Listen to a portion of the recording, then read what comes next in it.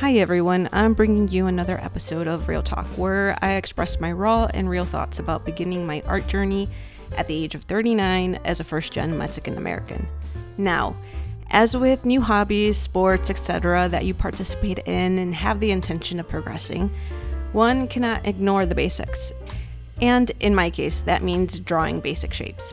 The more I've drawn, the more I've noticed my desire to make my scenes more detailed, more complex.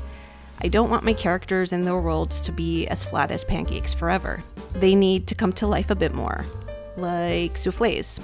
I want soufflés, not pancakes. Side note, that's not to say I don't like pancakes. I love pancakes. With all that being said, I've noticed my lack of understanding three-dimensional shapes. I can wing it by just imitating lines, but I'm not understanding the logic or technique. So what were my next steps? Well, I hopped on over to Skillshare and looked up a course in the foundations of drawing in 3 dimensions. It's the very first time that I begin studying the technical side of drawing. While it isn't the most glamorous part, I know this will take my illustrations to the next level.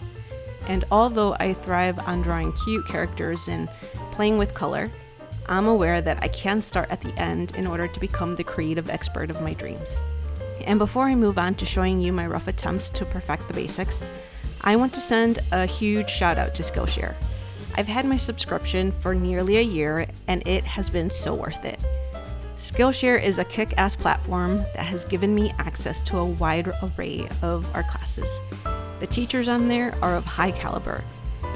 The fact that they add their own personal stories to the lessons adds that relatability, which is so comforting.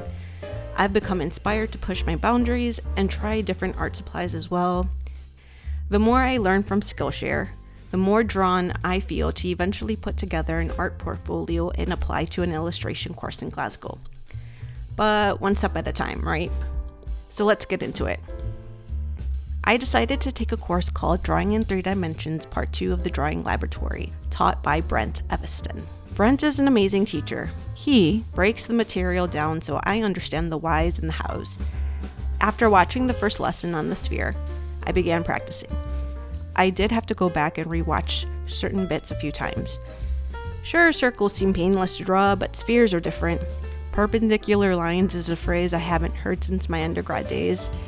And when Brent mentioned pantomiming, I later went on to think about how there must be a vernacular specifically for art, just as there's specific jargon for the fields of finance and engineering.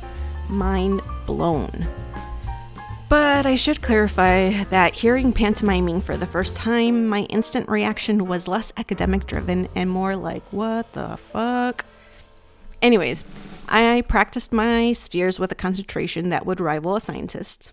It seems like the closer I am to the paper, the more I feel I can control the destiny of the pencil.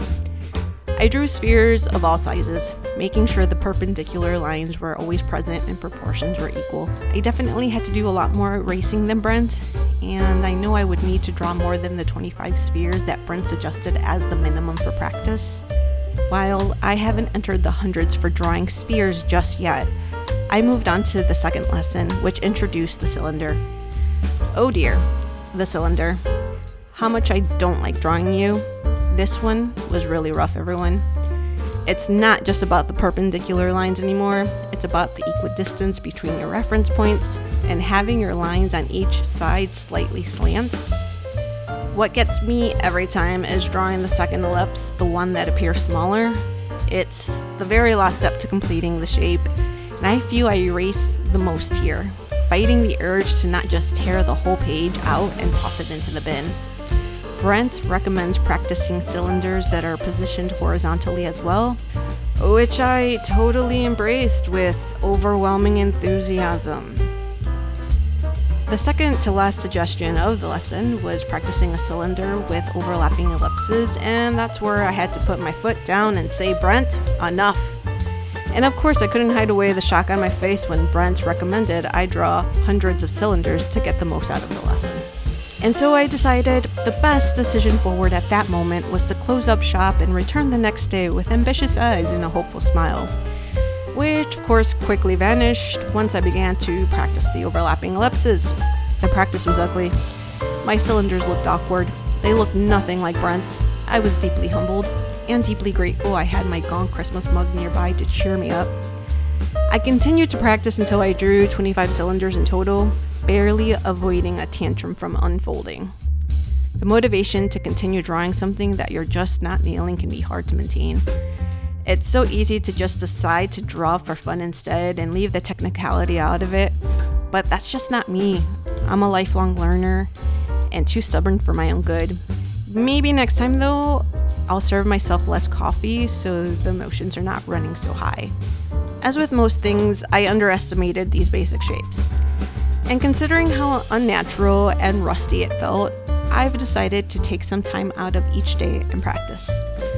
I'll continue to play with characters and color in between, but I think these first 2 lessons have taught me how important it is to start with the shapes that are foundational to the drawings I do all the time.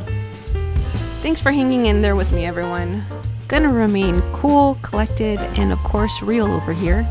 And Brent, thank you for being on Skillshare. No hard feelings.